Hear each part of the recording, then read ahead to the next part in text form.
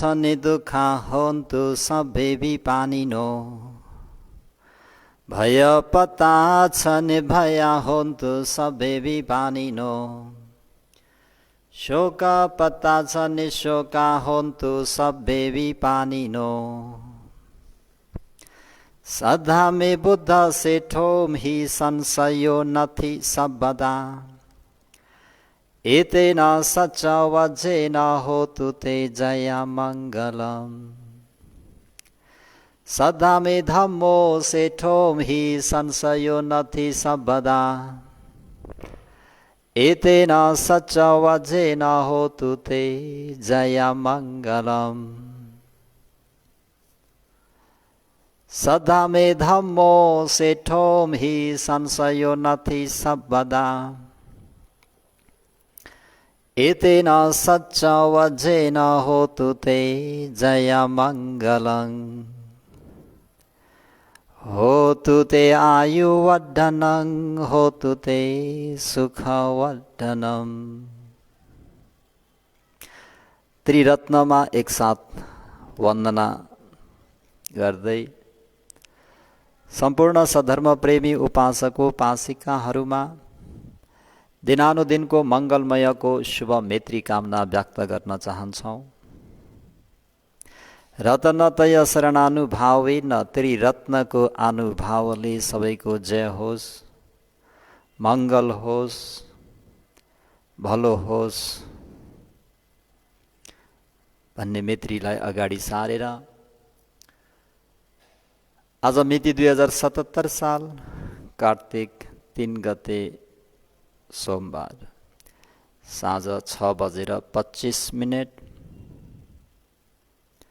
थोरै धर्मोपदेश सवर्ण गरौँ। कालेन धम्म सवर्णं एतं मङ्गलं मुत्तमं भन्ने वचनलाई शिरोधारण गरेर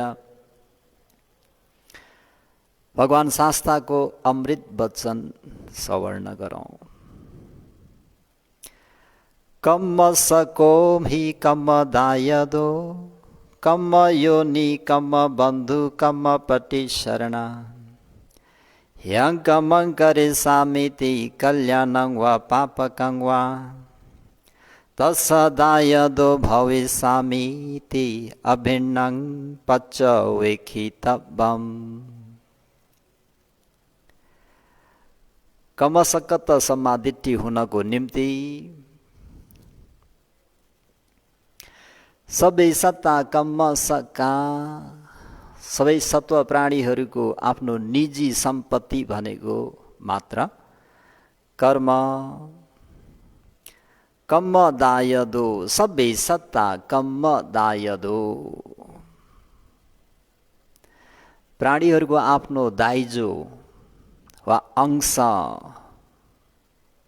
मात्र के हो? कर्म। कम्म योनि प्राणीहरूको जन्म प्राणीहरूको गति पनि के अनुसार हुन्छ? कर्म। कम्म बन्धु प्राणीहरूको वास्तवको मित्र बान्धवा बन्धु बान्धवा एकदमै क्लोज फ्रेन्ड भनिन्छ नि, एकदमै घनिष्ठ मित्र भनेको मात्र कर्म, बाँकी त एकैछिनका।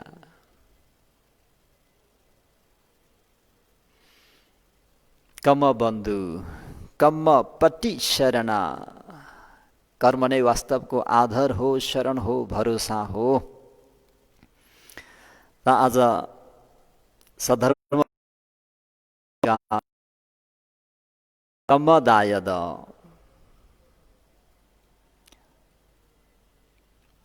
कम्म योनि कम्म बन्धु दुई तिनटालाई मिलाएर भन्नुपर्दा है। हुन त कर्म भनेको सधर्म प्रेमी आज स्याडोले खुर्सानी खाए जस्तै तुरन्त पिरो हुने त होइन अरे।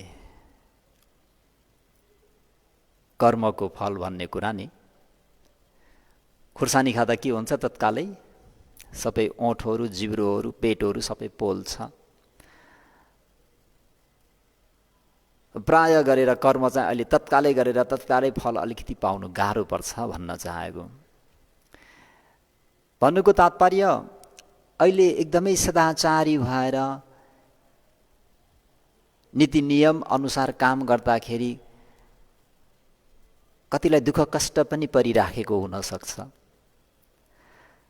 कति चाहिँ फेरि भ्रष्टाचारी भएर काट्ने, मार्ने, चोर्ने, लुट्ने, छल्ने, ठग्ने, मादक पदार्थको व्यापार गर्ने, सेवन गर्ने व्यक्ति त्यसलाई लाभ पनि भइरहेको हुनसक्छ। यो चाहिँ के त भन्दाखेरि अतीतको त्यो पाकिसकेको कर्महरूको कारणले त्यो विपाकहरू भोगिराख्नु परेको पनि भइरहन सक्छ। त्यसकारण कर्म भनेको के भन्छ, दीर्घकालीनमा फल दिने वृक्ष भनौँ न। एउटा बरको वृक्ष रोप्यौँ भने धेरै वर्ष कुर्नुपर्छ, तत्कालै फल दिँदैन। आज रोपेर आजै फल दिँदैन, केही दिन, केही साता, केही महिना, केही वर्ष लाग्छ यो वृक्षबाट फल प्राप्त हुन। त कर्मको पनि, कर्म त हिजो भने अचिन्त्यय कम्म विपाको भन्ने धेरै नियमहरू छन्, चिन्तन मनन गरेरै साध्य छैन। र पनि यो चाहिँ बुझिराख्नुपर्छ, होइन भने भनेर अकुशल गर्नेले पनि कमाइरहेका छन्, सुख भोगिरहेका छन्। तर कुशल गर्ने सदाचारी व्यक्तिहरूले चाहिँ, नैतिकवान व्यक्तिहरू चाहिँ दुःख भोगिरहेको देख्दाखेरि कतिले यहाँनिर मार खान्छन्। खोइ त्यति राम्रो गर्नेलाई यति दुःख भइरहेको छ भनेर यसरी झुक्किन सक्ने र नझुक्किकन बुद्ध वचनलाई शिरोधारण गरेर विश्वास गर्नको निम्ति पनि सचेत गराउन चाहन्छु। त प्राणीहरूको आफ्नो अंश दाइजो भनेको के मात्र भन्दा कर्म। प्राणीहरूको जन्म कर्म अनुसार हुन्छ। प्राणीहरूको वास्तवको मित्र कर्म मात्र हुन्छ है। त यो कर्म भनेको के? छाया एव अनुपादिनी, छाया सरी आइरहेको हुन्छ जन्म जन्मान्तरदेखि नै। आगामी अझै कति भवहरू हुने हो भविष्यमा, कर्महरू निरन्तर साथ रहि नै रहन्छन्। त यहाँ आज म हजुरहरूलाई केही एक दुईटा उदाहरणहरू दिन गइरहेको छु। सुपवासा कोलीय दिता पणित दायिकानङ उपासिकानङ यदिदं सुपवासा कोलीय दिता।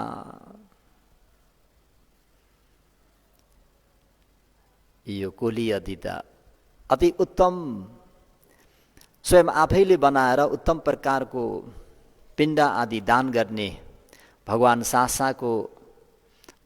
शास्ताको श्राविकाहरूमा, उपासिकाहरूमा अग्रणी। यता फेरि उहाँले जन्म दिनुभएको शिवली बुद्ध शासनमा लाभ सत्कारमा इतत अग्र प्राप्त हे कर्म। त उनीहरूको पनि जीवनमा हेर्ने हो भने सुपवासाले हाम्रो शिवली भन्तेजीलाई जन्म दिनको निम्ति विश्वास गर्न पनि गाह्रो छ। 7 वर्षसम्म गर्भधारण गर्नुभएको, 7 दिनसम्म त्यो प्रसव व्याधले पीडित हुनुभएको है। विश्वास गर्नु पनि अलिकति गाह्रो जस्तो। कर्म अचिन्त्यय कम्म विपाको। यसरी 7 वर्षसम्म गर्भधारण गरेर 7 दिनसम्म प्रसव व्याधाले तडपिनु। त शिवली हुने व्यक्ति पनि यसरी 7 वर्षसम्म त्यो रगतको भाँडोमा बसे जस्तै है रगत्याम्यमा बसे जस्तै त्यसरी 7 वर्षसम्म गर्भमा बसेर यसरी 7 दिनसम्म जन्मिनु नसकेर धेरै दुःख कष्ट पाउनु, त्यो पनि उनीहरूले अतीतमा गरेको त्यो एक कर्म सधर्म प्रेमी उपासक उपासिकाहरू। अतीत समयमा यहाँहरू बनारस नगरको राजमाता सुपवासा कोली अदिता र हाम्रो शिवल्ली भन्ते हुने व्यक्ति राजा बनाऊ, उहाँको राजमाताको छोरा। अनि आफ्नो छोरालाई अन्य राष्ट्रहरू आफ्नो अधीनमा लिनको निम्ति आमाले सल्लाह दिने, सुझाव गर्ने। अनि माताको, आफ्नो राजमाताको सुझाव सल्लाह बमोजिम छोरा महाराजले त्यसरी अन्य राष्ट्रहरूलाई दुःख दिएको कारण यसरी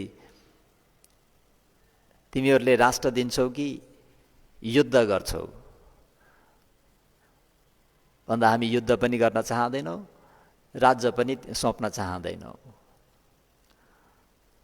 भन्दाखेरि उहाँहरूले त्यो यसरी चाहिँ त्यो राष्ट्रलाई कस्तो अहिले सिमानाहरू भनौँ न, बर्डरहरू सिल गरिदिएको छ धर्म प्रेमीहरू, यहाँ कोही आउन जान नपाइने गरी सिल गरिदिएका। अनि 7 वर्ष भइसक्यो अझै पनि कुनै परिणाम निस्केको होइन। त राजमाताले के हुँदैछ भनेर सोद्धा अझै पनि अधीनमा लिन सकेको छैन भन्दा, अनि त्यो सानो सानो चोरी बाटोहरू पनि सबै ठप बन्द गरिदिनु, जहाँबाट पानीहरू लिएर गइन्छ, जहाँबाट भोजन आदि बनाउनको निम्ति लकडी दाउराहरू लगिन्छ, जहाँबाट रासनहरू लगिन्छ, त्यो सबै बन्द गर्नु।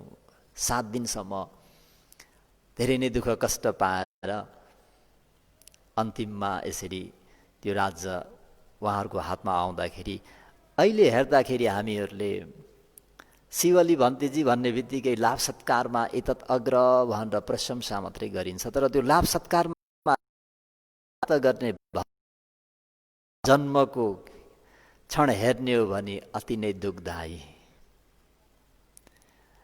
र यता सुपवासा कोलीय दिता उपासिकालाई पनि खुब प्रशंसा गरियो। पणित दायी कानङ, अति उत्तम भोजन आदि दान गर्ने उपासिकाहरू मध्येमा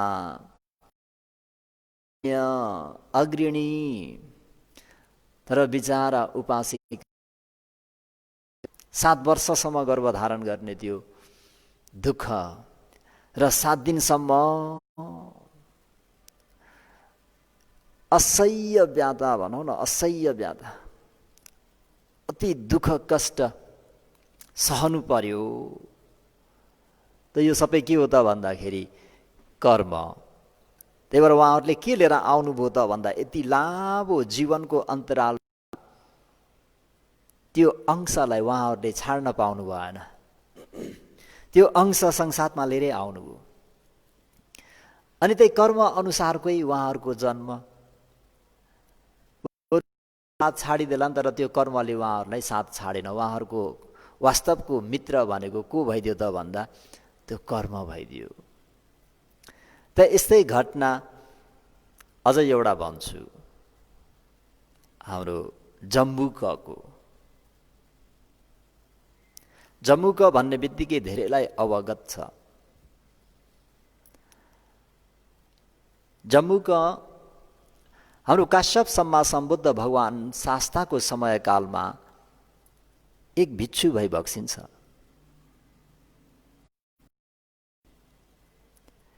एउटा गाउँमा सामान्य हिसाबले दैनिक पिण्डपात गर्ने, आफ्नो शील समाधि प्रज्ञाको कार्य गरेर बस्नुभएको भिक्षु।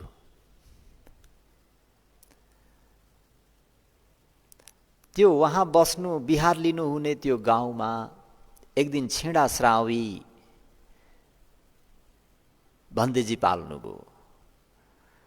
यसरी छेडा श्रावी निर्कलेशी अरहन्त भन्तेजी गाउँनगरमा यसरी चरिका गर्दै गर्दै आउने क्रममा वहाँ बिहार लिनु हुने त्यो गाउँमा आइपुग्नु हो। र उहाँकै दाताले चाहिँ भन्तेजीलाई देखेपछि भन्तेजीको इन्द्रियहरू देखेर अति नै प्रभावित भएर त्यसै पनि दातामा श्रद्धा, त अनि भन्तेजीलाई भोजन आदि दान गर्नुभयो। अरण्यमा बस्ने अरहन्तहरू त उहाँको चिवर वस्त्र पनि अलिकति गले जस्तो थियो र एउटा वस्त्र पनि उहाँ भन्तेजी एक साइडमा बिहार छ, हजुर त्यहाँ गएर म हजाम र हजुरलाई राति विश्राम गर्नको निम्ति खाट पनि लिएर आउँछु भनेर आफ्नो आगन्तुक भन्तेजीलाई आफूले दान गर्नुभएको बिहार भनौँ त्यहाँ बिहार लिन हुन अनुरोध गर्नुभयो।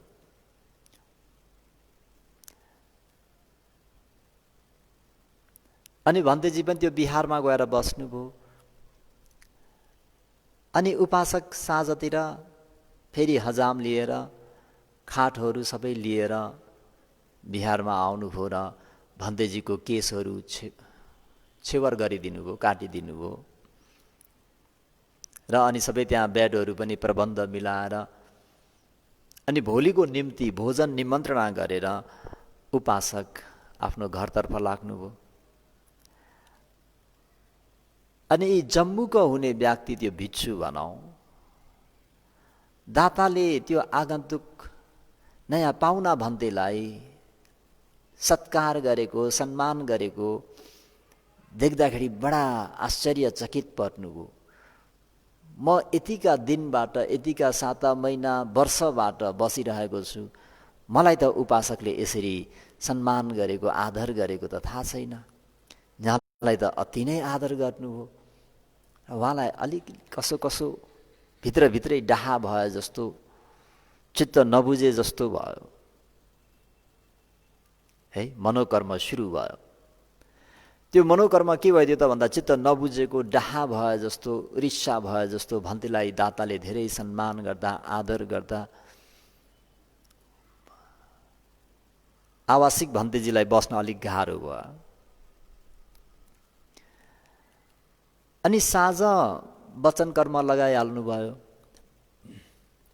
मनमा भएको कुरा मनमा सीमित राख्न सक्नु भएन। भन्तेजी, हजुरले मेरो दाताले दान गरेको त्यो मिठो आहार सेवन गर्नुभन्दा त आफ्नो फोहोर आफैले खाएको भए भइहाल्थ्यो नि। हेर्नुहोस् है। अनि मेरा दाताले दान गर्नुभएको यो दोसल्ला भनौँ, यो ओढ्ने, यो दाताले दान गर्नुभएको त्यो लुगा ओढ्ने चाहिँ ओढ्नुभन्दा बरु निर्वस्त्र बस्देको भए भइहाल्थ्यो नि। दाताले लिएर आउनुभएको हजामबाट केस खौरिनु भन्दा तार वृक्षको काठबाट एउटा एउटा केस चाहिँ उखिलेको भए भइहाल्थ्यो नि। मेरो दाताले दान गर्नुभएको सैयामा शयन गर्नुभन्दा भुइँमै लेटेको भए भइहाल्थ्यो नि, भुइँमै सुतेको भए भइहाल्थ्यो नि भनेर चारवटा कर्मले प्रहार गरिहाल्नु भयो है। मनोकर्मबाट वचन कर्म पनि गरिदिनु भयो। अनि छेडाश्रावी अरहन्त भन्तेजीले विचार गर्नुहुन्छ, मूर्ख बिच्छु, मेरो कारणले नष्ट नहोस्, अझ म यहाँ बसेँ भने उसलाई अझै असह्य हुन्छ भनेर बिहानै चाँडै नै भनौँ आफ्नो गन्तव्यतर्फ अथवा चरिका गर्दै जम्बूका भिक्षुले थाहा नपाउँदै अन्यत्र गइदिनुहुन्छ। अनि बिहान उठेर ती जम्मूका हुने भिक्षुले पनि आफ्नो दैनिक बिहारमा सारसफाइहरू गर्ने, पानीहरू भर्ने सबै आफ्नो नित्यकर्म सिद्धेपछि बिहान अरुणोदय जलपानको निम्ति होला जानुभन्दा आगावै घन्टी बजाउनु भयो रे। त्यो घन्टी कसरी बजाउनु भयो त भन्दाखेरि नङले बजाउनु भयो रे।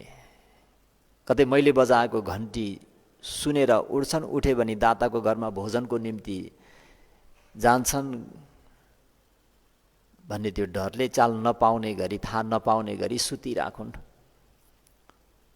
भन्ने हिसाबले नङले घन्टी बजाएर अनि दाताको घरतर्फ भिक्षामा जानुभयो। दाताले पनि उत्तम भोजनहरू बनाएर भन्तेजीहरू आउनुहुन्छ भनेर बाटो हेरिरहनु भएको थियो।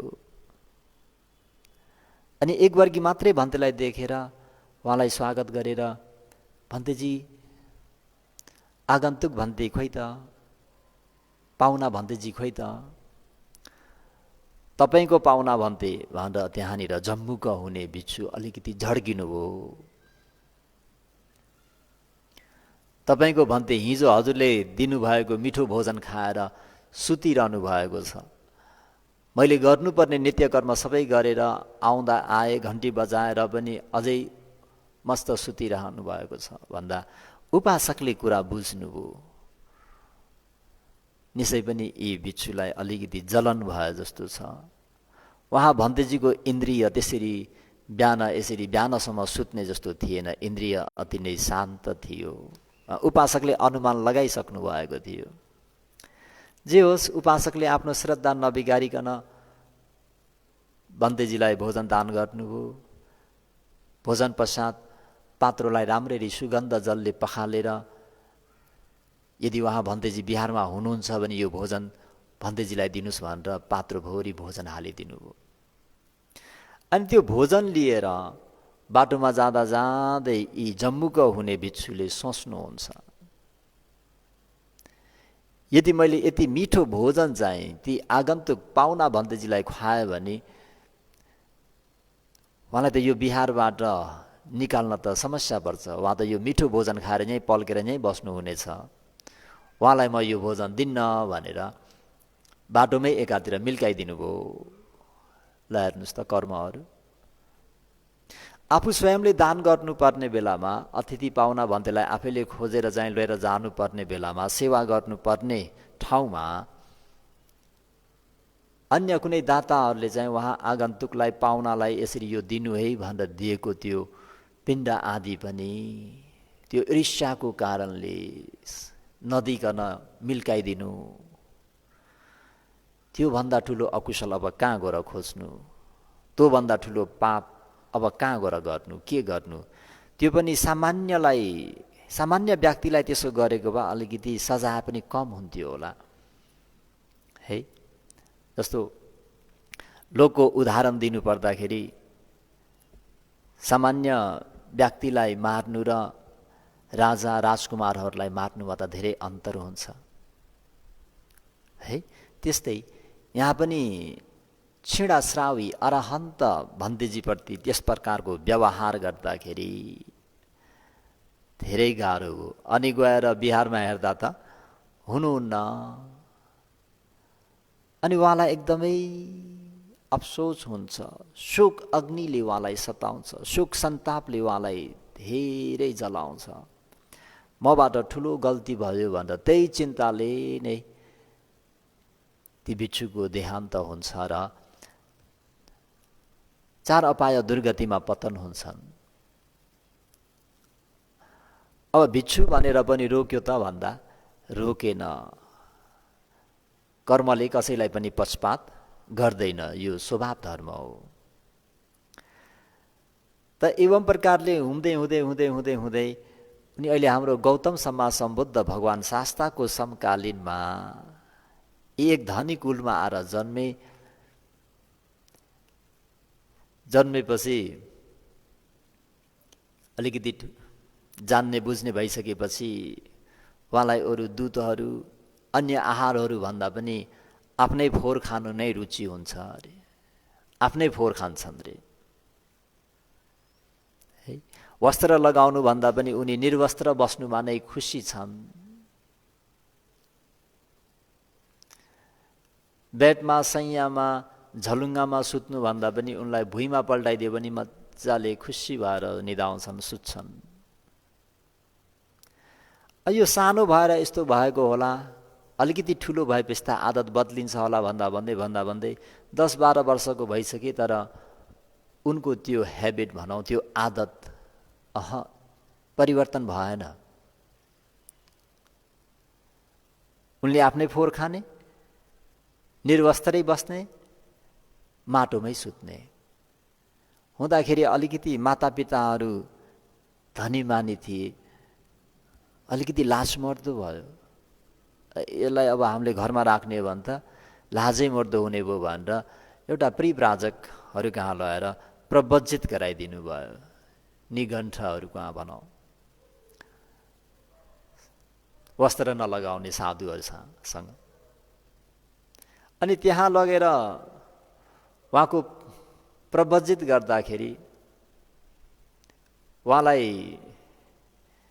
एउटा खाल्टो खनेर गाडियो, टाउको मात्रै माथि निकालेर 2टा काँधमा 2टा फलेक राखेर उहाँको वचन कर्म छ नि त, दाताले ल्याएको हजमबाट चाहिँ केश छेवर गर्नुभन्दा तार वृक्षको काठले चाहिँ एउटा केश उखेलेको भए भइहाल्थ्यो नि भन्दा अहिले यो जन्ममा आएर उहाँको त्यो प्रवज्जा हुँदाखेरि जुन हामीहरू केश छेवर गर्छौँ नि, केश काट्छौँ, उहाँको चाहिँ उखेलिएको 2टा काठले चापेर। त अनि प्रवज्जित भए, भोजनको लागि जाउँ, होइन म जान्न भन्छन्। आज भर्खर नयाँ बनेका, लाज लाग्यो होला, बसुन् भनेर उहाँहरू गएर आउँदाखेरि भोजन लिएर आइदिनुहुन्छ। होइन मलाई भोजन पर्दैन, मलाई यहीँ प्राप्त हुन्छ। 1 दिन होइन, 2 दिन होइन, 3 दिन होइन, के खान्छ यसले, के गर्छन् भनेर भिक्षामा गए जस्तो गरेर 2-4 जना चाहिँ यसो गुप्तचरको रूपमा लुकेर हेर्दा त के खाने भन्दाखेरि चर्पीमा घुसेर फोहोर खाने मजाले।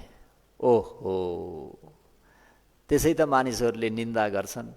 अब यसको यो हरकत देखेर हामीहरूलाई निन्दा गर्ने भए भनेर आफ्ना गुरुहरूलाई भनिसकेपछि गुरुहरूले आफ्नो त्यो समूहबाट उनलाई एक्लै निकालिदिन्छन्, निष्कासित गरिदिन्छन्, निर्वासित गरिदिन्छन्। अनि उनी कहाँ गएर बस्छन् त भन्नुहुन्छ भने अङ्ग मगधका मानिसहरूले फोहोर गर्ने ठाउँमा, त्यो फोहोर फाल्ने ठाउँमा चाहिँ एउटा ठुलो ढुङ्गाको चट्यानमा गएर उनले आफ्नो जीवन यापन गर्छन् भनौँ। त उनले गरिआएको त्यो शील समाधि प्रज्ञाको कार्यहरू पनि केही समय गरेका थिए त उनको यो 2टा कर्म एकैसाथमा आइरहेको छ, राम्रो पनि नराम्रो पनि। त भगवान शास्ताले देख्नुहुन्छ उनको एउटा कल्याण हुने समय आयो, यिनलाई मैले गएर उद्धार गर्नुपर्छ भनेर भगवान शास्ता त्यहाँ जानुहुन्छ। त्यहाँ गएर वार्तालाप हुँदाहुँदै भगवान शास्ताको अनुपूर्विक कथा सुन्नुहुन्छ र अनि त्यो सुन्नु भन्दा पनि आगावै त्यहाँ भगवान शास्ताको सेवामा आएको व्यक्तिहरूको त्यो चमत्कार देखेर जम्बुकाले होइन म पनि यहाँ बसेर आचरण गरेको 55 वर्ष भइसक्यो, आहार नखाइकन हावा खाएर 2 खुट्टाले नटेकिकन 1 खुट्टाले टेकेर यहाँ मैले घोर तपस्या गरेको, कठोर आचरण गरेको 55 वर्ष भइसक्यो, तर मेरो सेवामा त कोही पनि आएको देखिन। यस्तो अनुभव सम्पन्न व्यक्तिहरू हजुरको सेवामा त बाप्पा हजुर एक रात आउनुभएको, रातभरि नै यहाँ त हजुरको सेवामा त आँखा आइ भए भन्दाखेरि भगवान शास्ताले हे जम्बुक, तिमीले सोझा सादा जनतालाई छल्नको निम्ति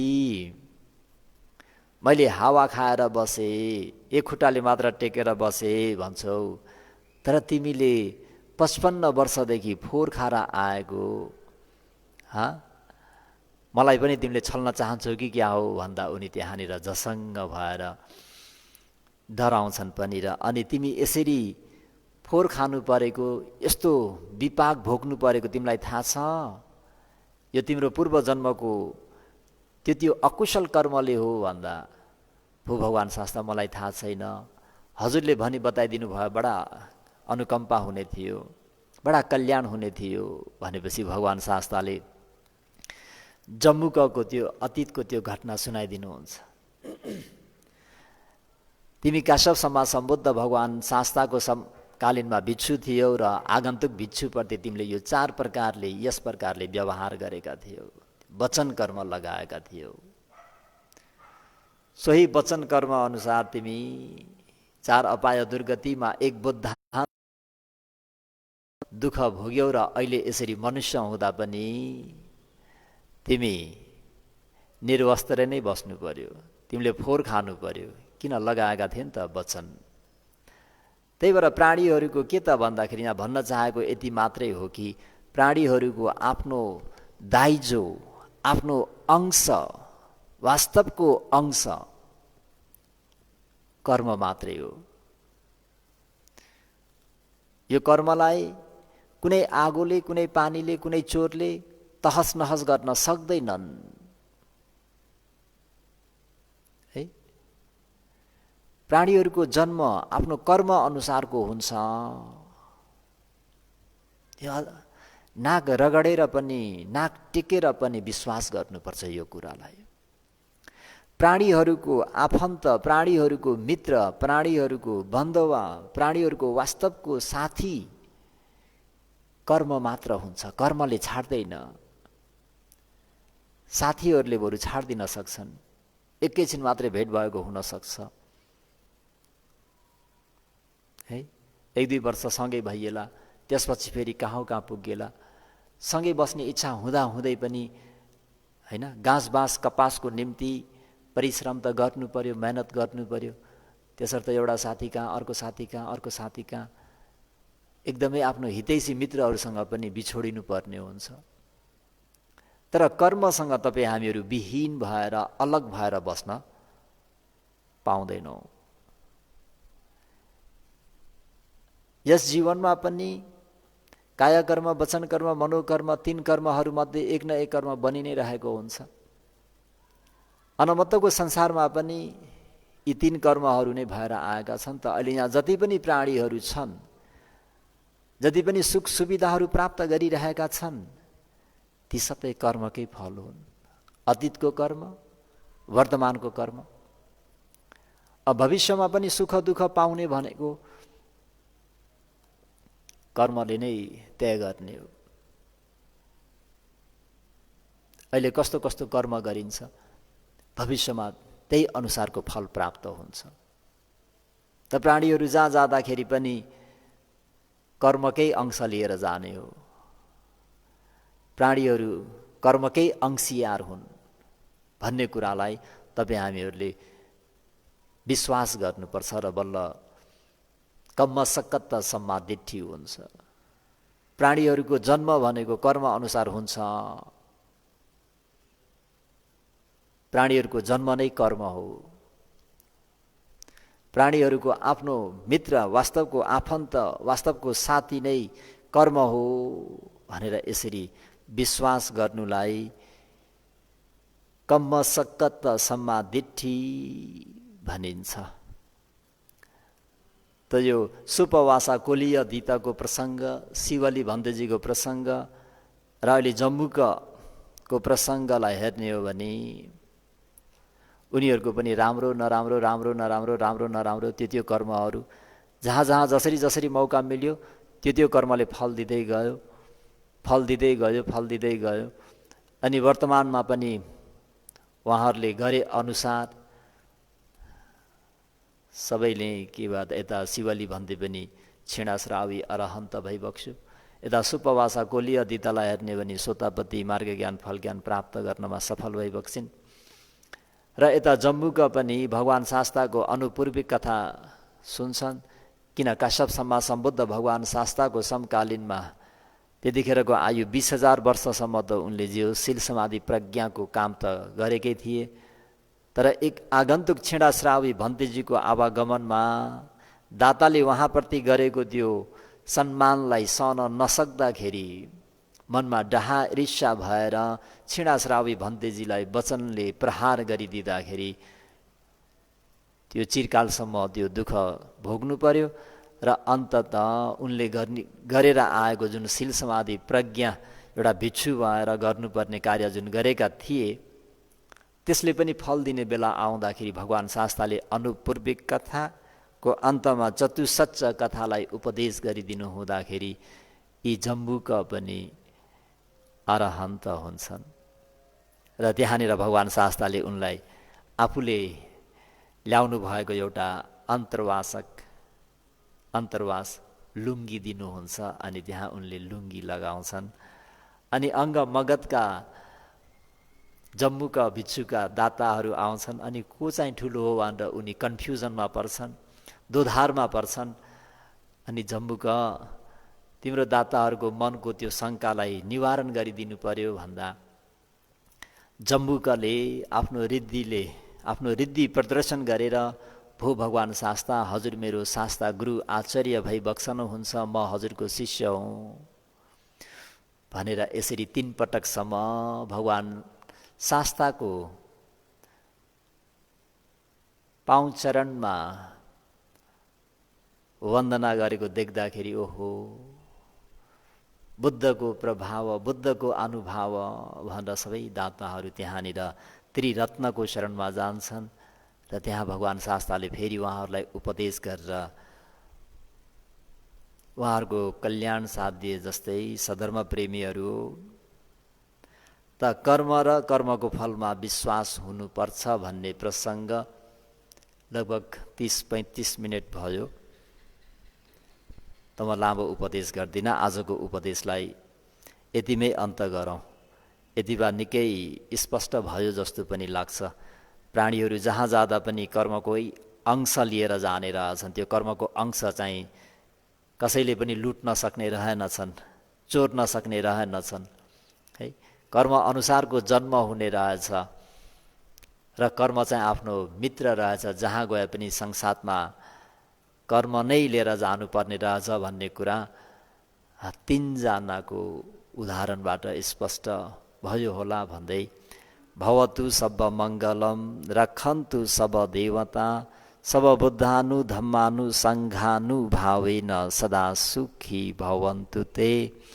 इदं मे पुण्यं आसवक्षयावहं होतु, इदं मे पुण्यं निबानस्स पच्चयो होतु, इदं मे पुण्यं सबे सत्ता सुखिता भवन्तु अनुमोदन्तु। साधु साधु साधु।